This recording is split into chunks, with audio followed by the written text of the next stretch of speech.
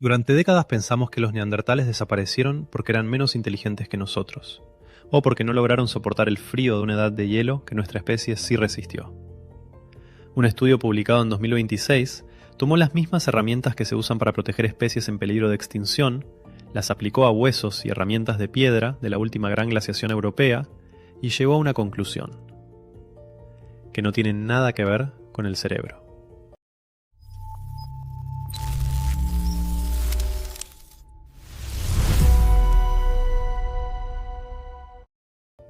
Los neandertales y el Homo sapiens convivieron en Europa durante miles de años, mientras el clima alternaba sin parar entre fases heladas y otras más templadas. Los neandertales ya llevaban ahí cientos de miles de años, perfectamente adaptados al continente, y nosotros éramos los recién llegados.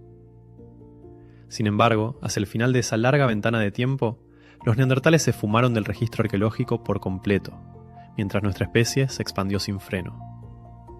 Las explicaciones de siempre nunca terminaban de cerrar del todo.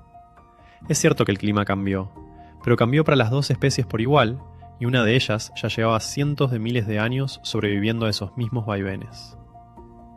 Hubo competencia por el territorio, seguramente, pero tampoco alcanza para explicar por qué una especie entera se apagó mientras la otra prosperaba en las mismas condiciones exactas. Hacía falta otra pieza del rompecabezas, y nadie la había buscado en el lugar correcto. Un equipo de antropólogos decidió mirar el problema con herramientas de otra disciplina. En biología de la conservación, cuando hay que decidir qué zonas proteger para salvar a una especie en peligro, se cruzan datos de clima, geografía y avistamientos reales del animal para encontrar qué regiones podrían sostener una población estable. El equipo tomó esa técnica y la aplicó al pasado.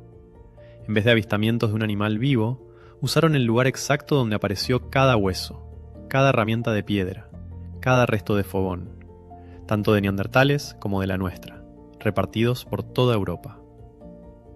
Con eso construyeron varios mapas por especie, marcando qué tan habitable era cada región en cada momento de esa larga glaciación, donde había casa, agua, refugio contra el clima, todo lo que hace falta para que un grupo humano se quede a vivir ahí durante generaciones.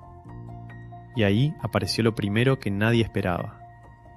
Los neandertales también tenían regiones buenas para vivir, con comida y refugios suficientes para sostener una población entera, tan buenas como las mejores zonas de nuestra propia especie. El territorio, por sí solo, no explicaba nada. El problema apareció recién cuando el equipo dejó de mirar cada región por separado y empezó a mirar cómo se conectaban entre sí. Las mejores zonas para nuestra especie formaban una red. Estaban lo bastante cerca unas de otras como para que la gente pudiera moverse entre ellas, intercambiar recursos, formar alianzas, buscar refugio en el territorio vecino cuando el propio dejaba de alcanzar. Las mejores zonas para los neandertales, en cambio, sobre todo en el este de Europa, quedaban aisladas entre sí, como islas separadas por tramos de territorio inhóspito. Tenían vínculos con otros grupos, pero mucho más frágiles y limitados a su propia región. Ahí está la respuesta incómoda. No fue una guerra que una especie ganó y la otra perdió. Fue que, frente a un mal invierno o una temporada de caza floja, nuestra especie tenía a quién recurrir. Un grupo vecino con el que intercambiar comida, formar pareja, o simplemente mudarse por un tiempo hasta que la situación mejorara. Y los neandertales, en buena parte de Europa, no tenían ese margen. Nada de esto borra el peso del clima ni de la competencia por el territorio. Los propios investigadores son claros en que las tres cosas actuaron juntas, no por separado. Pero la pieza que faltaba, la que explica por qué el mismo clima y la misma competencia golpearon tan distinto a cada especie, no estaba en el cuerpo de nadie.